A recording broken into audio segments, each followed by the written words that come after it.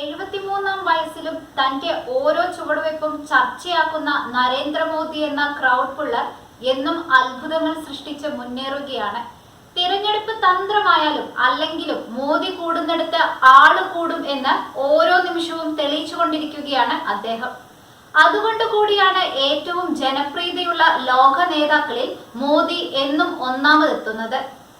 എന്നാൽ ജനങ്ങൾ കുറവുള്ള പരിപാടികളിലാകട്ടെ വ്യത്യസ്തമായ ചിത്രങ്ങളും വീഡിയോകളും സമൂഹ മാധ്യമങ്ങളിലൂടെ പങ്കുവെച്ച് ജനക്കൂട്ടത്തേക്കാൾ എത്രയോ മടങ്ങ് ലൈക്കും ഷെയറും സംഘടിപ്പിക്കാൻ ഒരു ടെക്കിയേക്കാൾ വീറോടെയാണ് മോദിയുടെ ഓരോ മുന്നേറ്റവും.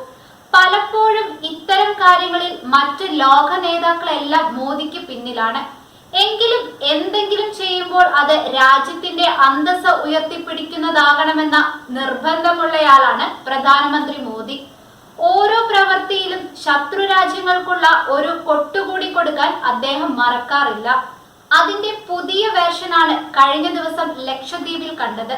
നരേന്ദ്രമോദി എക്സ് പ്ലാറ്റ്ഫോമിൽ ലക്ഷദ്വീപ് സന്ദർശനത്തിന്റെ മനോഹരമായ ഫോട്ടോകൾ പങ്കുവച്ചതോടെ ഗൂഗിളിൽ ലക്ഷദ്വീപ് സെർച്ച് ചെയ്യുന്നവരുടെ എണ്ണത്തിൽ വൻ കുതിപ്പാണുണ്ടായത്.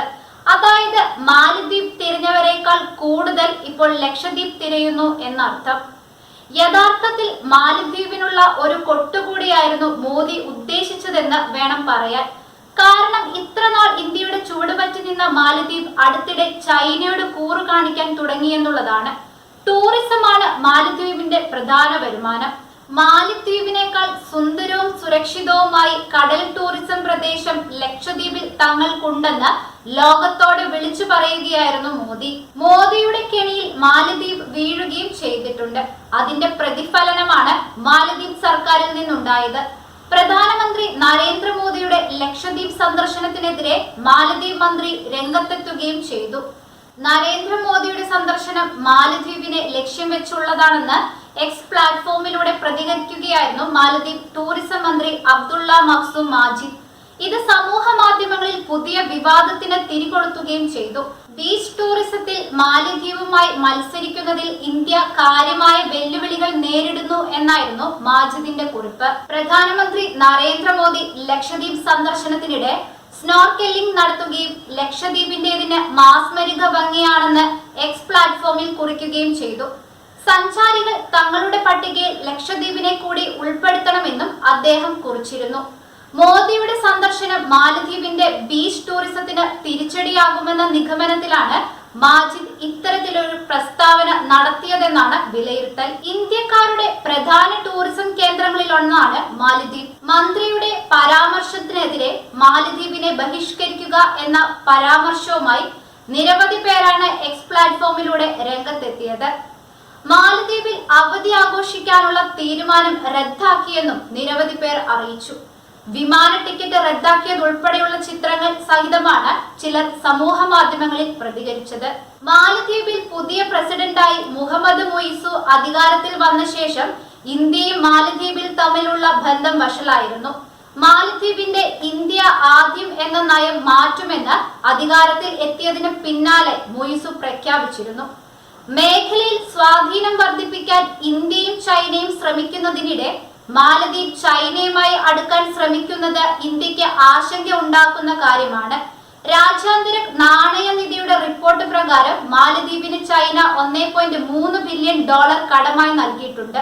മുയിസു അധികാരത്തിലേറിയ അടുത്ത ദിവസം തന്നെ ഇന്ത്യൻ സൈന്യത്തെ മാലദ്വീപിൽ നിന്ന് പിൻവലിക്കണമെന്നും ആവശ്യപ്പെട്ടതും ഇന്ത്യയെ ചൊടിപ്പിച്ചിട്ടുണ്ട്. കടുത്ത ഇന്ത്യ വിരുദ്ധ നിലപാടുകാരനാണ് മാലദ്വീപ് പ്രസിഡന്റ് മുഹമ്മദ് മുയിസു. ഈ മാസം 12 വരെയാണ് അദ്ദേഹം ചൈന സന്ദർശിക്കുന്നത്. സാധാരണയായി മാലദ്വീപ് പ്രസിഡന്റുമാർ അധികാരമേറ്റാൽ ആദ്യം സന്ദർശിക്കുന്നത് ഇന്ത്യയാണ്.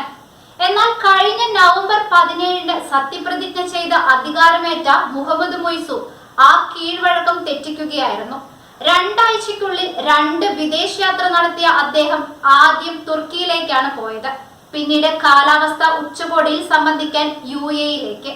ഇവിടെ വെച്ച് പ്രധാനമന്ത്രി നരേന്ദ്രമോദിയുമായി മുയിസു കൂടിക്കാഴ്ച നടത്തിയിരുന്നു.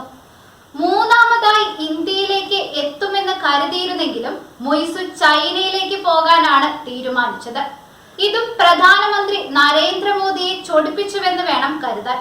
അതുകൊണ്ടാണ് തൃശൂരിലെ പരിപാടി കഴിഞ്ഞ ഉടൻ തന്നെ മുന്നറിയിപ്പൊന്നും ഇല്ലാതെ മോദി ലക്ഷദ്വീപിലെത്തി ടൂറിസം ചിത്രങ്ങൾ വൈറലാക്കിയത്. തന്റെ സ്ഥിരം ശൈലിയിൽ ലക്ഷദ്വീപ് ജനതയുമായി അദ്ദേഹം സംവദിക്കുകയും ചെയ്തു. ഒപ്പം നിരവധി വികസന പദ്ധതികൾ പ്രഖ്യാപിക്കാനും മറന്നില്ല.